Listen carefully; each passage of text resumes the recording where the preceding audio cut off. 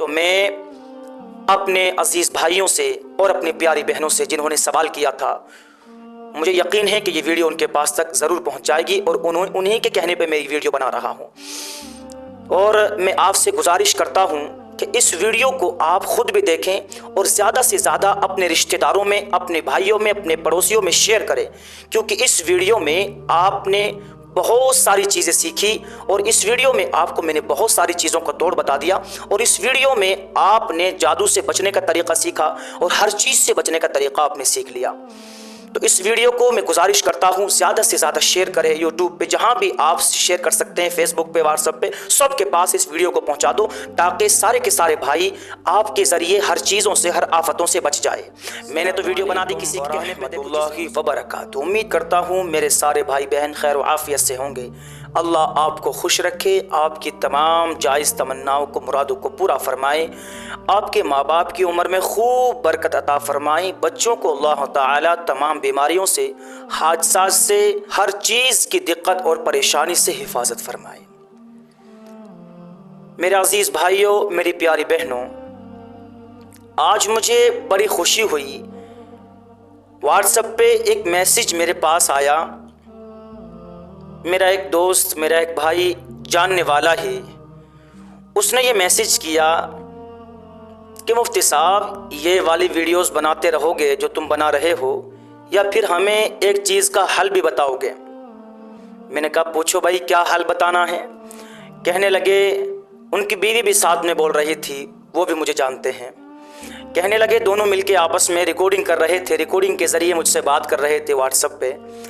کہنے لگے کہ جب بھی دیوالی آتی ہے یا ہولی قریب آتی ہے، تبھی نہ جانے کیوں ہمارے بچے بیمار پڑنے شروع ہو جاتے ہیں۔ ابھی یوں دیکھو دیوالی قریب ہے، اور جو دیوالی قریب آ رہی ہے، ہمارے بچے بچیاں، کوئی کھانا نہیں کھا رہا ہے، کوئی بیمار پر بیمار چل رہا ہے، کسی کو پریشانی آ رہی ہے، کسی کے پیٹ میں چبھن ہے، اور یوں سمجھو بہت ساری چیزیں انہوں نے بتائی۔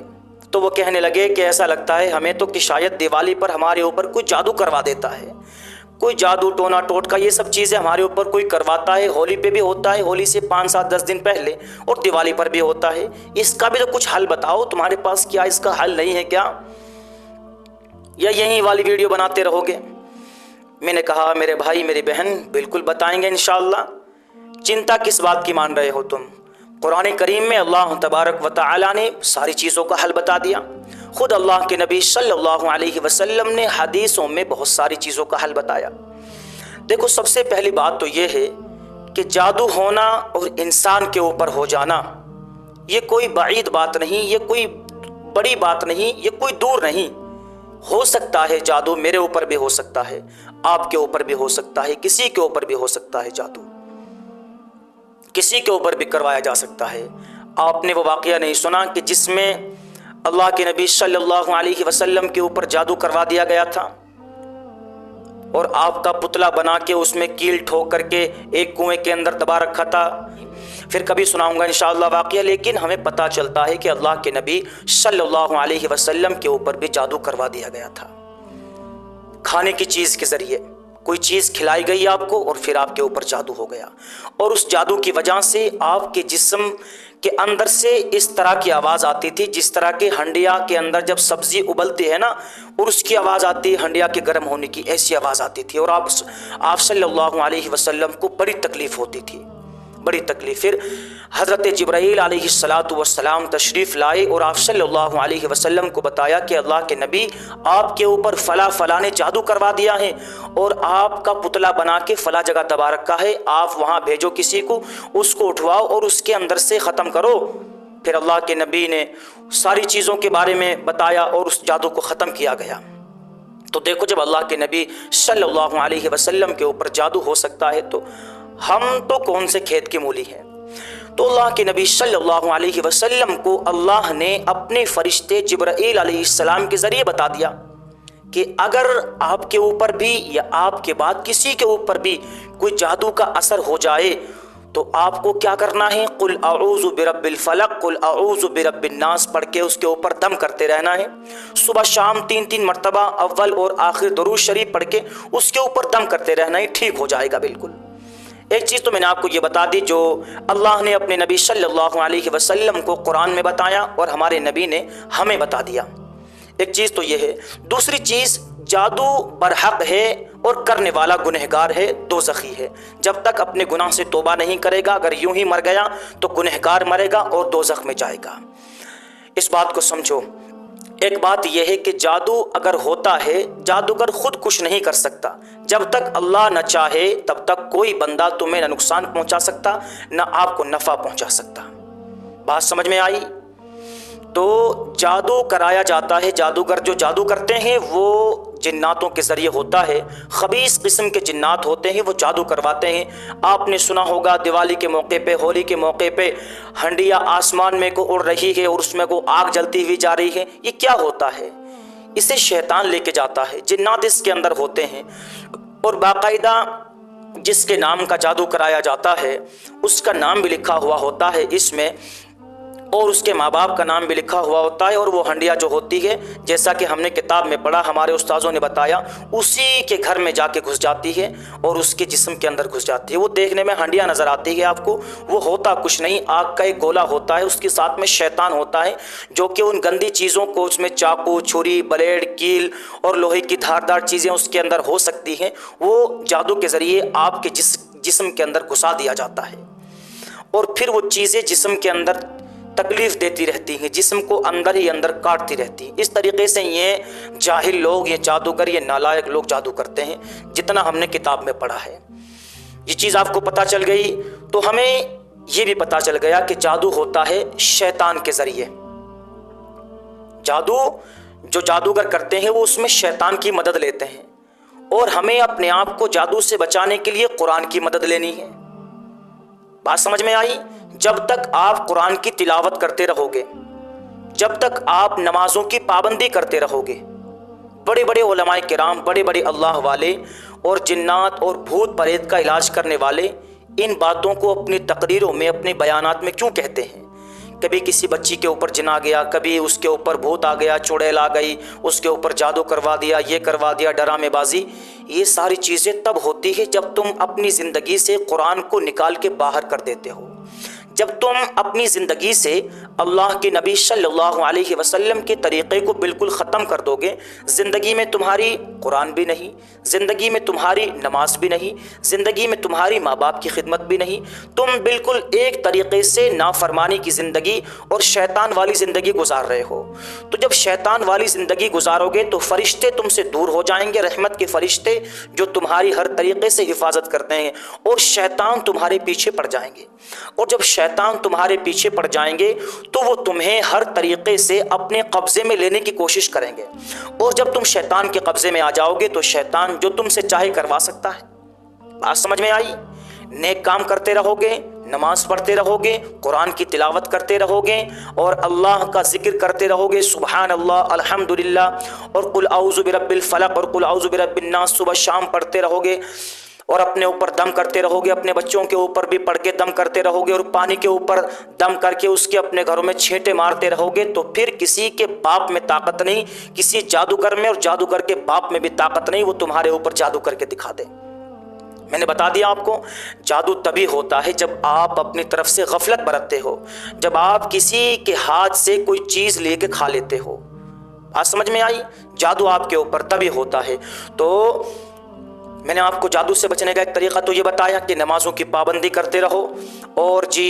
قل اعوذ برب الفلق قل اعوذ برب الناس، جن کو سورہ فلق اور سورہ ناس کہا جاتا ہے، جتنی مرتبہ آپ سے ہو سکے اول اور آخر 3 مرتبہ درود شریف پڑھ کے اللہم صلی اللہم بارک، شروع میں 3 مرتبہ پڑھ لو اور 3 مرتبہ بعد میں پڑھ لو، اور بیچ میں آپ 3 مرتبہ قل اعوذ برب الفلق پڑھ لو، یا 7 مرتبہ پڑھ لو، 11 مرتبہ پڑھ لو دونوں صورتوں کو، 21 مرتبہ پڑھ لو، 41 مرتبہ پڑھ لو، ایک تسبیح مکمل پڑھ لو۔ آپ کے ٹائم کے اوپر ہے، جتنا آپ کے پاس ٹائم ہو، جتنے زیادہ پڑھو گے اثر اتنا زیادہ ہوگا۔ یہ بات، اس چیز کو آپ دھیان رکھو، کم پڑھو گے اثر کم ہے،